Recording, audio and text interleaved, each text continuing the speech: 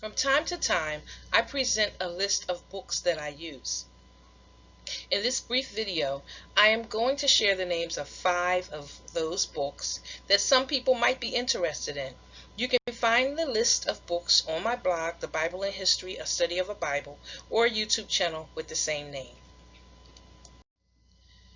The title of this book is African Origins of the Major World Religions.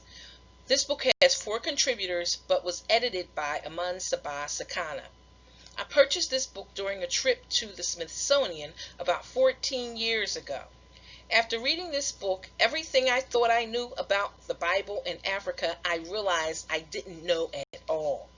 It covers the African origins of Buddhism, the Trinity, African influence on Judaism, and so much more. There are illustrations, but this is not a picture book. It has a table of content, but it doesn't have an index. There are 2 points in this book that I disagree with. One is the date provided for the Exodus.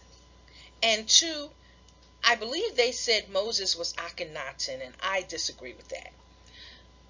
But I'm not a scholar either. I just have a lot of questions and opinions.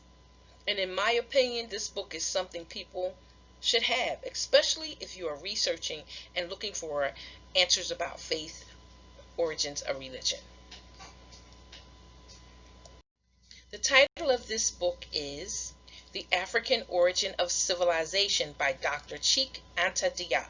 It's first written in 1955, but it has been edited. If you are a descendant of the African diaspora, meaning the Atlantic slave trade, or you're interested in prehistoric Africa, I think you should have this book in your library. This book is full of information. It has an index and a table of content. I always have a highlighter or a pen or something when I read this book. It provides information about prehistoric Africa, the origins of hairstyles, the similarity between the languages of the tribes of Africa, and why he believes the Egyptians were African people. If you can't read or you don't like to read, you can look at the illustrations. You can look at the pictures in this book and receive information from the pictures. The pictures are even thought-provoking. Almost any question that you have about prehistoric Africa, you can find in this book. I do disagree with his views about Europeans, but as I always say, I'm not a scholar. I have opinions. If you're interested in African origins and you want detailed information from a person of African descent, this is your book. But it was written in 1955, and some people might consider it politically incorrect. Listen, I consider this book to be my second Bible. Anybody that knows me knows I love the Bible. I consider this book as my second Bible. This is a great book. The name of this book is Egypt of the Pharaohs, written by Brenda Smith. I found this book in the library. I was looking for a book written before 1960, and my reason is I was concerned about revisionist history. It just so happens this book was written in 1942, and it was just what I was looking for. When reading the Bible, I always envisioned people living in tents in the dust. I did. But when I read this book and the writer describes the civilization, the social structure, the administrations, the order of this civilization, I began to understand why the children of Israel did not want to leave. That's another story. You check your Bible for that. If you have a limited vocabulary, it's an easy read.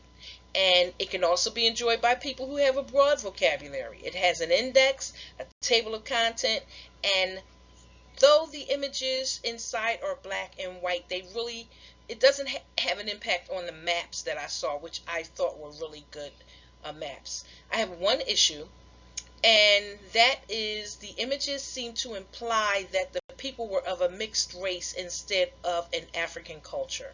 With that said, this book gave me just a lot of information, a wealth of information, a treasure of information. And in my opinion, every Bible student should have this book. The title of this book is Egypt, Dictionaries of Civilization, written by Alicia Fasan and Rico Ferraris. The reason I picked this book up from the library is because the face on the cover looked like some people I knew. I recognized that face. I didn't know from where. I was inhibited by the snake, but I now have a better understanding of what the snake symbolized. So I'm good with that. There is an index, and right next to the index is a list of 30 dynasty of pharaohs. When I saw that in the library, I was stunned. And they are Native African. Think about 26 of those dynasties. There is a table of content, and each section is full of information about things such as the society, the religion, the science, the daily life. I found the biographies of the pharaohs to be very interesting. They did tap into a few pharaohs, and this book includes designs of the temples. And one of the things that stood out to me was the funeral practices. That really touched me, but I won't go into that. There is a series of books that with this. I think I saw one on Mesopotamia and another one on another place I can't remember right now. If I could change one thing, it would be to provide the names of the pharaohs in their original forms, their native names, along with the Greek translations.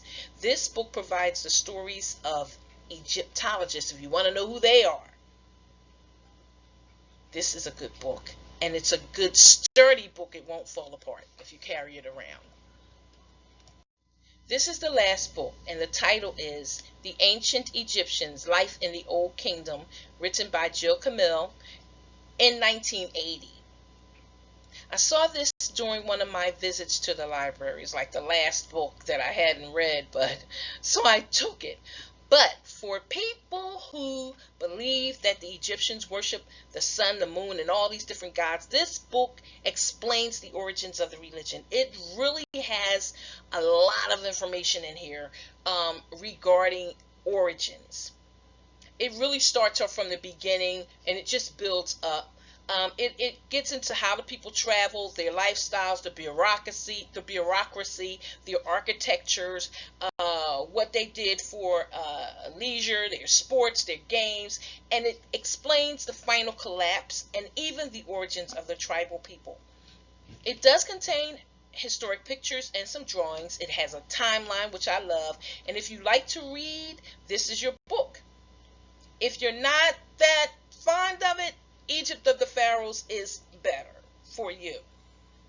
If you're not a reader, you can always look at the table of content or the index, and it will provide the page where you can read the information that you're looking for. I'm really not fond of the use of the word cult when defining what the ancient people would consider highly spiritual. That's one of the things that I have a problem with in this book. But there is a vast amount of information, and every time I pick up this book, I find something new. Out of all of these books, what I've learned from all of them combined is you can't teach ancient African history without spirituality. Those gods and deities are going to have to be a part of whatever you talk about prehistoric Africa, ancient history. And for those who are trying to discover your faith or trying to understand more information about ancient Africa, I hope these books help in your journey. Thank you for listening.